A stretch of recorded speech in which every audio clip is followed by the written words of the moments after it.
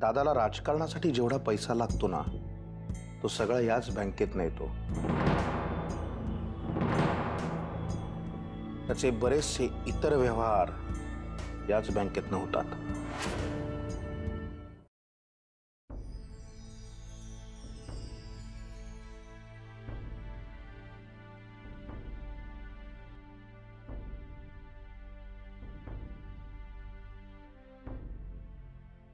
काय झालं आत्याबाई? एवढं घाईत बोलवलं? काही झालं नाही आहे, पण कुठल्याही क्षणी काहीही होईल. आत्याबाई, तुमचा फोन आला आणि त्यावर ज्या पद्धतीने तुम्ही बोललात त्यावरनं मला वाटलं की काहीतरी विचार करण्यासारखं आहे म्हणून. काल स्वप्नात भवानी माई आली होती. तरी विचित्रच बोलत होती. आत्याबाई, ती सरळ कधी बोलते? हो, पण यावेळेला तिच्या बोलण्याला काहीतरी वेगळाच वास येत होता. म्हणजे बोलली घोड्यातच, पण काहीतरी उलगडल्यासारखं वाटत होतं. काही चिंता करण्यासारखं आहे का? भरपूर चिंता करण्यासारखं आहे. यावेळी वागतेस ती अंधाराबद्दल बोलत होती. स्वप्नात तिने माझ्या डोळ्यावर पट्टी बांधली आणि मला म्हणाली, बघ काही दिसतंय का ते? तुमच्यापैकी कुणाला तरी असंच अंधारातून जावं लागणार आहे. मग डोळे काय कामाचे? ते गळून पडलेलेच बरे. असंच काहीतरी विचित्र बोलत असते. यापूर्वी पण मी बघितले ते. हे काहीतरी वेगळंच आहे. आणि ती बोलली आहे म्हणजे हे घडणार हे तर विधी लिखित.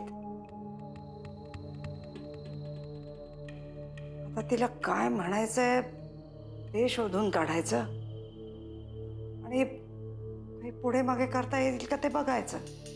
पण आत्याबाई, आपण तिच्या भाकितामध्ये काय बदल करू शकतो?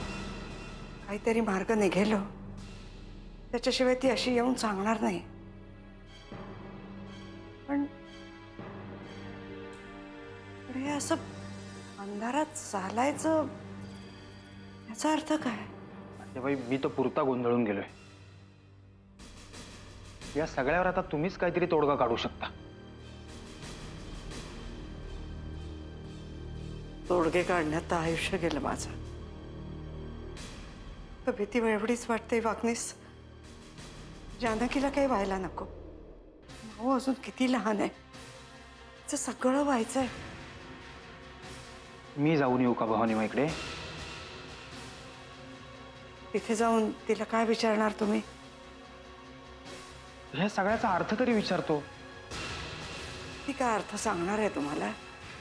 तुम्हाला माहिती आहे, अख्ख्या गावात ती फक्त आपल्याशी बोलते. त्याच्यापेक्षा मला वाटतं मीच जाऊन येते. अजिबात नाही आत्याबाई, आधीच तुमची प्रकृती खालावली आहे. त्यातनं ही सगळी दगदग नाही. त्यापेक्षा मला सांगा, मी जाऊन येतो. ठीक आहे, तुम्ही जाऊन या, पण उद्याच निघा मात्र. हो, येतो मी.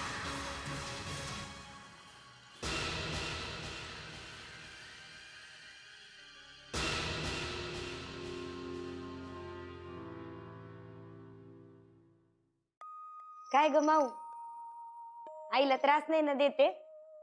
जानकी ताई, लय गोड आहे तुमची पोरगी. माऊ, कोण आलंय पाहिलं का? कोण आलंय आपल्याला भेटायला? काकू आलीये. ती कशी ओळखणार मला? ती जन्मल्या आम्हाला हाकलून नाही का दिलं रमावतीला?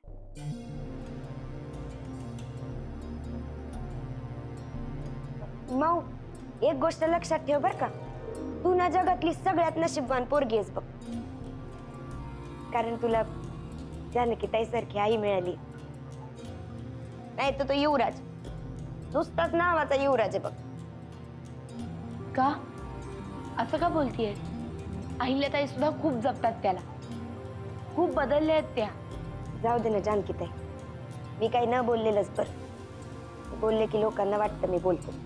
त्याचमुळे घरामध्ये वाद होतील असे विषय बोलायचेच नाही. जानकी ताई, आपण रमावतीच्या काठावर वाढलो. आपण तशाच होत, नदीसारखे. काठाला धरून राहणार. नाही ताईंचं तसं नाहीये. पारका चकड्याचं काळीज आहे बघा त्यांचं. काय झालं आता अहिल्याताईंचं? जाऊ दे, मी बोलले की उगाच माझं तोंड दिसत. मग ठीक आहे, नको बोलत जाऊ.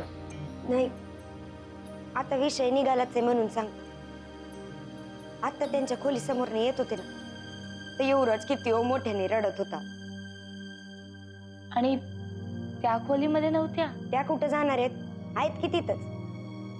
पण पोराचं रडणं ऐकू येतंय का त्यांना? तू खरं सांगतेय? आता मी कशाला खोटं बोलू? अहो, मला ते इतकं वाईट वाटलं ना, वाटलं जावं पटकन पोराला उचलून घ्यावं. मला तर भीती वाटते बाबा अहिल्याताईंची. तू एक काम कर सुगंधा, तू माऊ जवळ थांब, मी आलेच. अहो थांबा, नको. उगाच तुम्ही तिथं गेलात ना तर त्यांना तुम्हाला बोलायचा चान्स भेटेल परत. आता मला कोण काय बोलतंय याच्यापेक्षा युवराज जास्त महत्वाचा आहे. तू थांब माऊ जवळ, मी आले.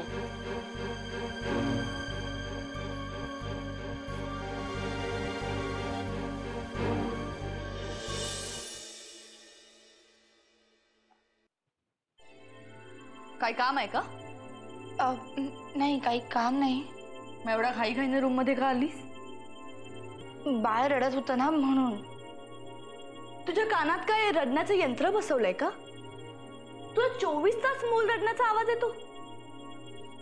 बाळ रडत नसेल तर चांगलीच गोष्ट आहे, पण मला वाटलं बाळ रडतंय म्हणून मी आले. समजा माझं बाळ रडत असेल तर तुला धावायची काय गरज आहे? माझं बाळ आहे ना, मग मी त्याला सांभाळायला समर्थ आहे. सतत तुला किती काळजी आहे हे दाखवायची गरज नाहीये. अहिल्याताई, एवढं बोलण्याची काहीच गरज नाहीये. मी दरवेळी येते ते बाळाच्या प्रेमापोटीच ना. काही गरज नाहीये त्याची. जसं घरातल्यांना तू आधी तुझ्या प्रेमाची सवय लावलीस आणि मग सगळ्यांना वश केलंस, त्याच पद्धतीने माझ्या बाळालाही तुझी सवय लावतेस का? म्हणजे तुला माझ्यापासून प्रत्येक गोष्ट हिरावून घ्यायची. आता कुठे माझा नवरा तुझ्या भोळ्या बाबळ्या चेहऱ्याच्या प्रेमातून बाहेर पडलाय. त्यामुळे निघ आता इथून. अहिल्याताई बास, तुम्ही उगीच विषय वाढवताय.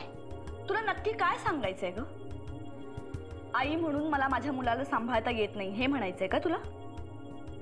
का आई म्हणून फक्त तुलाच सगळं कळतं? हे बघा, हे मला सुद्धा माहितीये की आई पण कोणी आईच्या पोटातून शिकून नाहीये. ते अनुभवानेच कळतं.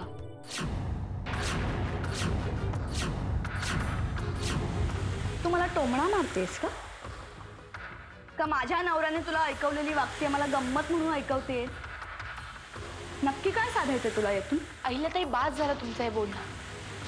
रडणाऱ्या बाळाला शांत करायला आलं म्हणजे काही गुन्हा झाला का? हो, हा गुन्हाच आहे. आणि तू असे छोटे मोठे गुन्हे सतत करत आलीये. तुझी स्पर्धा नेहमी माझ्याशीच का असते ग? कधी आईपणाची स्पर्धा तर कधी किल्ल्या मिळवण्याची स्पर्धा, कधी चांगुलपणाची स्पर्धा तर कधी आत्याबाईंना खुश करण्याची स्पर्धा. तुझी सतत माझ्याशी काहीतरी स्पर्धा लागलेलीच असते. मी तुमच्याशी कुठलीही स्पर्धा करत नाहीये. हे बघ, इतकी वर्ष मी सगळं सहन केलं कारण माझ्यात काहीतरी कमी होती. पण आता मी आई झाली म्हणून तुझं हे नवीन नाटक सुरू झालंय. काय तर मला मूल सांभाळता येत नाही. अहिल्याताई आता बास, नाहीतर माझा सुद्धा ताबा सुटे. गप गा, उगाच आईपणाचा टेंभा मिरवू नकोस. देवाने नशिबाने तुझ्या पदरात जी पोरगी टाकली ना तिला आधी सांभाळ आणि मग माझ्या मुलाला शांत करायला ये. कळलं ना? निघ आता, नाहीतर माझा नवरा आल्यावर तुला आणखीन काहीतरी बोलेल. आणि आता मी जे काही बोलते ते त्यांचंही मत आहे असंच समज. चल निघ.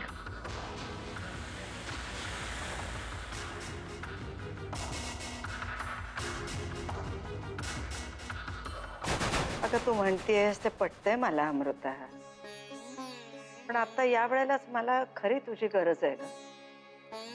मग तुझं सासरी जाणं थोडं लांबवता नाही येणार का? आत्याजी, अगं मलाही इथे राहावंसं वाटतं ग, पण मी मम्मांना बोलले मी येते म्हणून.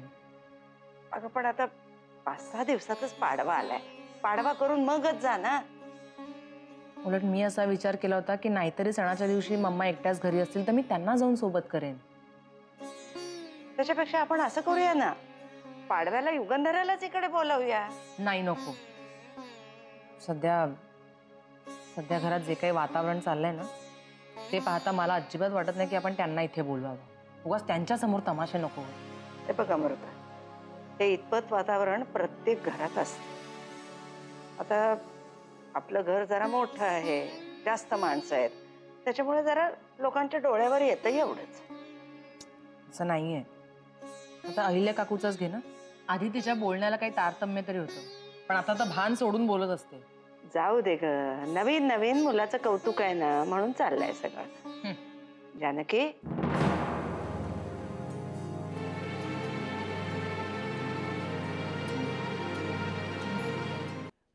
कुठे चाललीस ग?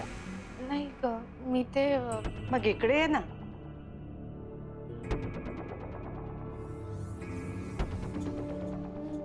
काय झालं अगं? डोळ्यात पाणी का तुझ्या? नाही, काही नाही. म्हणजे काम करताना काहीतरी डोळ्यात गेलं वाटतं. जानकी, तू इथे नवीन आली होतीस तेव्हा ही असली कारणं मला सांगत होतीस, तेव्हाच ठीक होतं. नाही. पण आता मी तुला चांगली ओळखते. खरं सांग, काय झालंय? खरंच काय नाही झालं. त्याची अगं जाऊ दे ना. तू एवढी का पॅनिक होतेस? अगं, डोळे म्हणजे नाजूक काम असतं ग, काळजी नको घ्यायला. अगं, काय झालंय तुला? एवढी का घाबरलीस तू? काहीही होणार नाहीये तिला. काय झालं आता बाई, इतकी अस्वस्थ का दिसतेस तू? अरे नाही, ते काहीही झालेलं नाहीये. जानकीच्या डोळ्यात जरा पाणी बघितलं ना, त्यामुळे लगेच जीव कासावीस झालाय तिचा. बस, सगळं काही अगदी त्याच्या कानावर गेलंच पाहिजे असं काही नाहीये. आता बाई, मला जरा बोलायचंय तुझ्याशी. माझ्या खोलीत येतेस? हो, येते ना.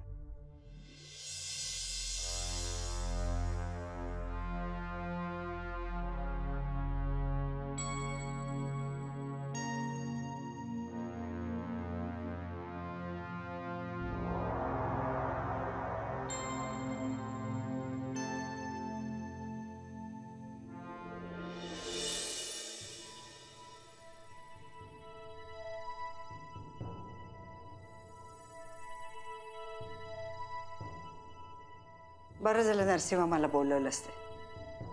मला पण तुझ्याशी बोलायचंच होतं, पण आधी तुला काय बोलायचंय ते तू बोल. बस.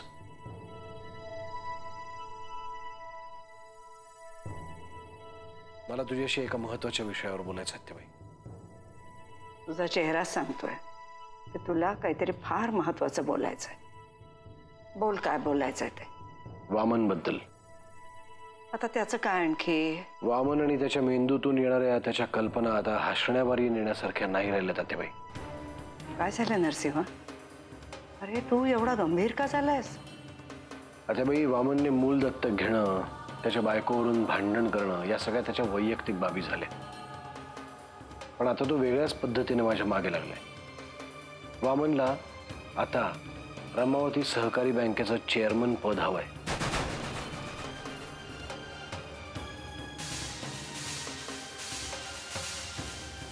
काय सांगतोयस? काय स्वतः येऊन बोललाय तुझ्याशी? नुसतं बोलला नाही, तर मला मुदत देऊन गेलाय विचार करण्यासाठी. तूच सांगा ते बाई, जर या माणसाला मी 500 रुपये दिले आणि बाजारात खर्च करून असं सांगितलं तर त्याला ते तरी जमणार आहे का? शक्यच नाही. जास्तीत जास्त ती नोट हरवून येऊ शकतो तो.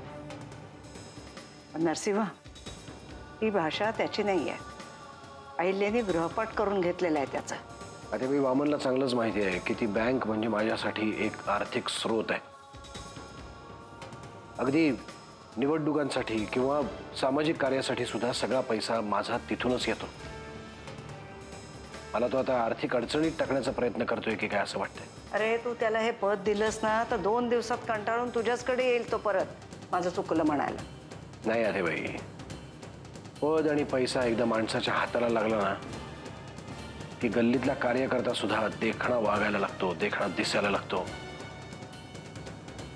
मी म्हणून विषयाची परीक्षा नाही घेणार. सरळ नाही म्हणून सांग ना त्याला. मग तो काड्या घालायला सुरुवात करणार. इथलं सगळं वातावरण बदलून जाईल. जानकी गरोदर असताना त्यांनी किती त्रास दिला आठवतं ना तुला? मी काय म्हणते, मग दुसरं एखादं पद देऊन गप्प बसव ना त्याला. प्रयत्न तोच चालू आहे आत्याबाई. देवाजवळ एकच प्रार्थना कर, माझं डोकं फिरल्यामुळे त्याला काही व्हायला नको. नरसिंहा, हा घरातला मामला आहे एवढं लक्षात ठेव. एवढं लक्षात घेतलंय म्हणूनच वाचलाय हा. नाही तर अशा मुद्द्यांवर बोलायला माझे आमदार सुद्धा थरथरतात माझ्यासमोर. तू काय बोलतोयस ते सगळं लक्षात आलंय आता माझ्या. वाटल्यास मी बोलून पाहू का त्याच्याशी? त्याने त्याला जास्तच मस्ती चढेल आत्याबाई.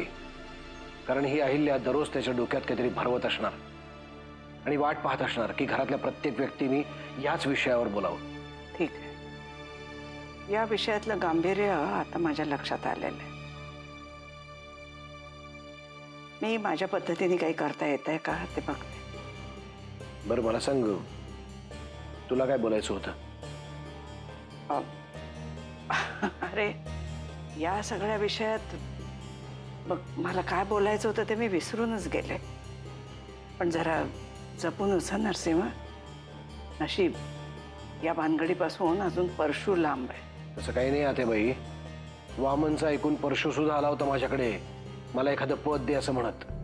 कानाखाली नाही द्यायच्याच त्याच्या? खरं तर 2 कानाखाली वामनच्याच काढाव्यात असं वाटलं होतं मला. पण मला काय बोलायचं होतं ते आठवलं की बोलीनच मी तुझ्याशी. येऊ मी आता?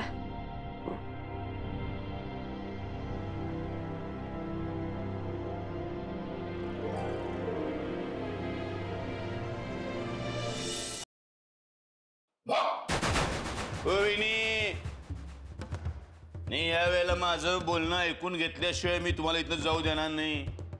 अरे काय लावलंय काय घरामध्ये? एक माणूस जीवाच्या आकांताने काहीतरी सांगायचा प्रयत्न करतोय, सगळे मिळून दुर्लक्ष करतोय. हे बघा, मी तुमचं कुठलंही बोलणं ऐकण्याच्या मनस्थितीमध्ये नाही. नसणारच वहिनी, कारण वामण्याच्या खोलीत ना आलाय तुम्ही. काय वामण्याने घोर अपमान बिपमान केला का काय तुमचा? तुम्हाला काय करायचंय त्याच्याशी? मला सगळं करायचंय. वामन आहे की नाही, तुमचं दादाचं मानसिक खच्चीकरण करून तुम्हाला संपवण्याचा प्रयत्न करतोय. कळलं की नाही? तेच चाललंय त्याचं आता बी. तुम्हाला काय माहित त्यांचं काय चाललंय ते? मला काय माहिती म्हणे? मलाच तर माहितीये. तेच तर कवापासून सांगायचा प्रयत्न करतोय की वामण्यान त्याची बायको ती अहिल्या तुम्हाला दोघांना संपवण्याचा प्रयत्न करत्यात. कळलं की नाही? एवढ्या वेळा सांगतोय, कुणी ऐकायलाच तयार नाही, डुंकून बघायला नाही माझ्याकडे. तुम्हाला जे काही बोलायचं ना ते सरळ सरळ बोला. मग आता आणि कुठे वाकड्यात बोललो? सरळ सरळच सांगतोय. वामण्याने अहिल्यानं तुम्हाला दोघांना संपवण्याचा घाट घातलेला आहे. पहिली खेळ खेळून गेलाय तो. बँकेचं चेअरमन पद मागतोय. म्हणजे कसं होणार? दादाच्या आर्थिक नाड्या आवळल्या जाणार, मग दादाला येणार गुंगी. असं आहे ते सगळं. हे काही बोळ्याने दूध पित नाहीत. दादा दूध पित नाही. वामण्या बोळ्या बोळ्यान दादाला दूध पाजतोय आणि तो बोळा आईला दुधात बुडवून वामण्याकडे देते. वामण्या त्याला पाजवतोय. हळूहळू दादा त्या गुंगीत गुंगून जाणार. हो, तुम्ही हे सगळं कशाच्या जोरावर बोलताय? नाहीतर तुम्ही 1 मिनिट सुद्धा माझं बोलणं ऐकून घेत नाही. मग कशाच्या जोरावर एवढा वेळ माझं बोलणं ऐकून घेताय? म्हणजे माझ्या बोलण्याची परिचिती आलेली आहे तुम्हाला. परिचिती. वामन दादा तुम्हाला काही बोलले का? बोलायला कशाला पाहिजे? नजरेला सरळ सरळ दिसते की नाही? एक एक खेळी कशा खेळत चाललाय बघा वामण्या. म्हणजे पहिला खेळी खेळला काय की दादा किल्लेदारच नाही म्हणला. मग दत्तक मुलगी नाही मुलगा घेतला आणि आता बँकेचं चेअरमन पद मागतोय. एका पाठोपाठ एक खेळी खेळत चाललाय तो. म्हणजे दादाच्या शीटवर त्याला बसायचं आहे. दादा जे जे काही करतो ते सगळं त्याला करायचंय. आणि दादाची प्रमुख ताकद कोण आहे? जानकी वहिनी. म्हणून जिथं जिथं गावल, जिथं जिथं संधी मिळेल तिथं तुमचा घोर अपमान करायची संधी तो सोडत नाही. माझं म्हणणं पटते की नाही? हा, पटणारच हो. पण या वामण्याच्या खेळीवर माझ्याकडे उपाय आहे बरं का. काय? याच्यावरचा उपाय म्हणजे असं आहे की वामण्याला कुठल्या बी परिस्थितीमध्ये चेअरमन पद मिळू द्यायचं नाही. तुम्ही आता दादाला जाऊन सांगायचं म्हणून हे पद मला पाहिजे. कशी वाटली आयडिया? हे सगळं तुम्हीच परस्पर जाऊन त्यांच्याशी का नाही बोलत?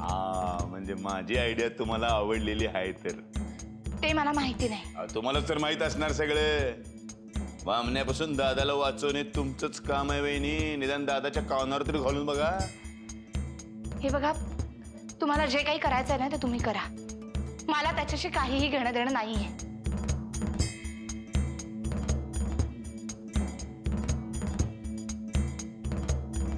वा वहिनी, एवढा वेळ माझं बोलणं ऐकून घेतले, ह्याच्यातच सगळं आलं.